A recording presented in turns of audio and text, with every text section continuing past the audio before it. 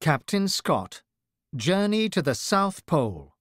Written by Adrian Bradbury, illustrated by Kate Evans and Bob Moulder.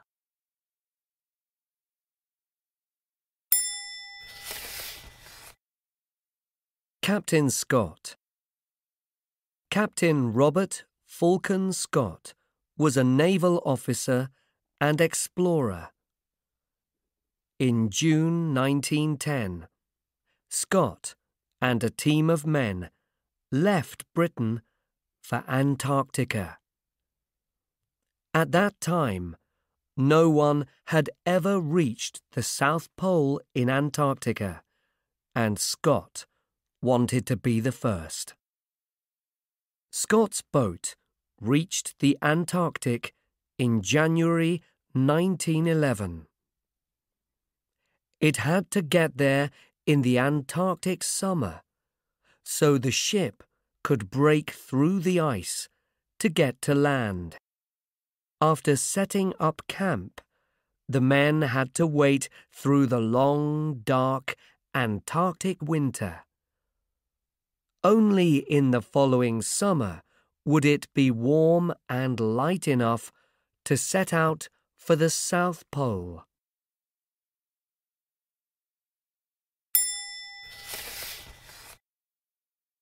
Base Camp.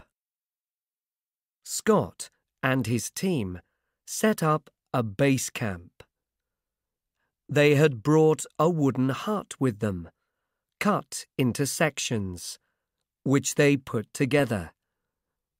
The walls were packed with seaweed to keep out the wind and cold.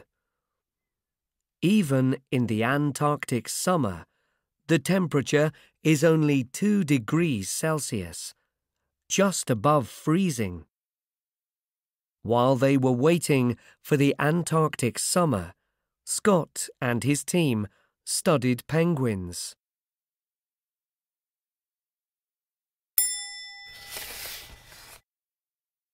Setting out. During the long Antarctic winter, when the temperature had dropped to minus 40 degrees Celsius, Scott sent out a group of 4 men with 2 motor sledges to drop food and fuel along their route.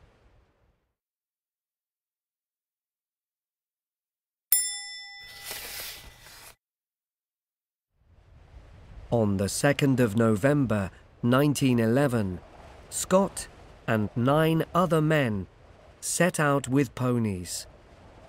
The final 4 men followed later with dogs.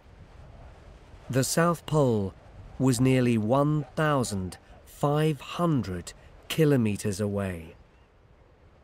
Ponies and dogs were used to pull the sledges.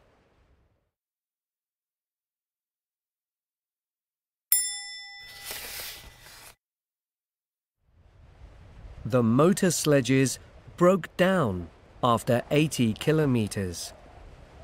The ponies were not used to the freezing weather, and one by one, they died. The dogs were sent back to base camp because there was no food left to feed them. Now, the men had to pull the sledges themselves. The men needed extra food, but Scott had not made any plans for this. They grew weaker and began to slow down. The men used skis on the soft snow.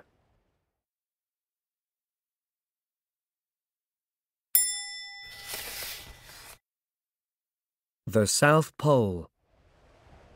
Scott planned that most of the men would turn back at stages along the way. Only 5 men made the last step of the journey to the South Pole. Scott reached the South Pole on the 17th of January 1912, 76 days after they had set out. This is the last photograph of the 5 men together taken at the South Pole. But they were not the first to get there. Another explorer, Norwegian Roald Amundsen, had beaten them. Bitterly disappointed and very tired, the men were faced with the same journey they had just completed to get back to base. Amundsen's tent, flying the Norwegian flag at the South Pole.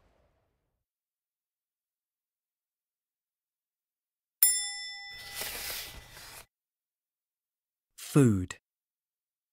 Scott and his men ate frozen seal meat, dry biscuits, raisins, and a mix of fat and dried meat called pemmican. They boiled water for making tea or cocoa to warm themselves up.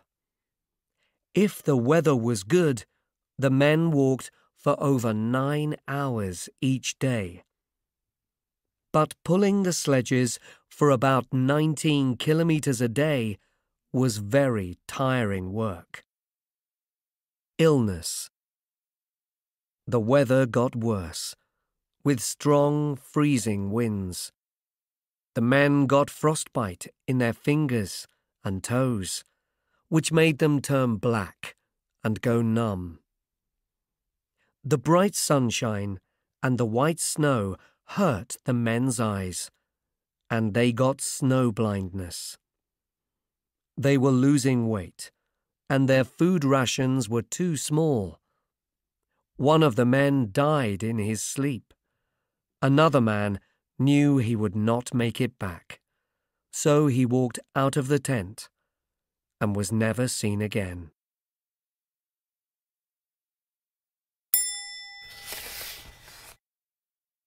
Blizzard.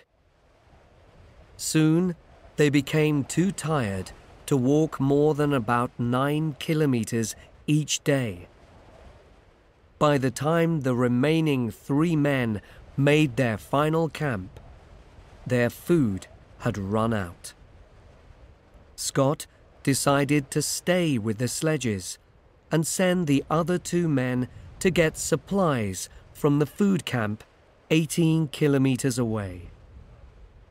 They would get there faster without pulling sledges. A terrible blizzard came. The 2 men set off, but they couldn't see where they were going, and they were forced to turn back. They waited inside the tent for the storm to end.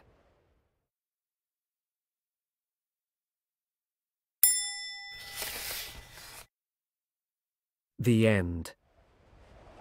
The temperature dropped to minus 40 degrees Celsius. Scott had been keeping a diary, and on the 29th of March, 1912, he wrote, "The end cannot be far. It seems a pity, but I do not think I can write more." Without food or fuel to heat water, they could not survive. 8 months later, on the 12th of November 1912, their tent was found, along with the bodies of the 3 men. A monument was made with blocks of ice and 2 skis.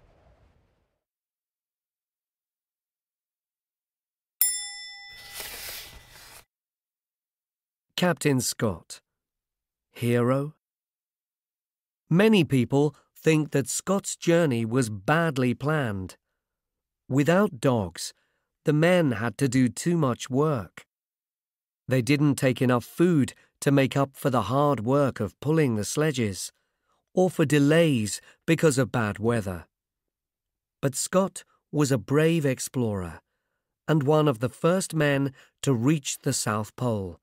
So to many people, he is a British hero.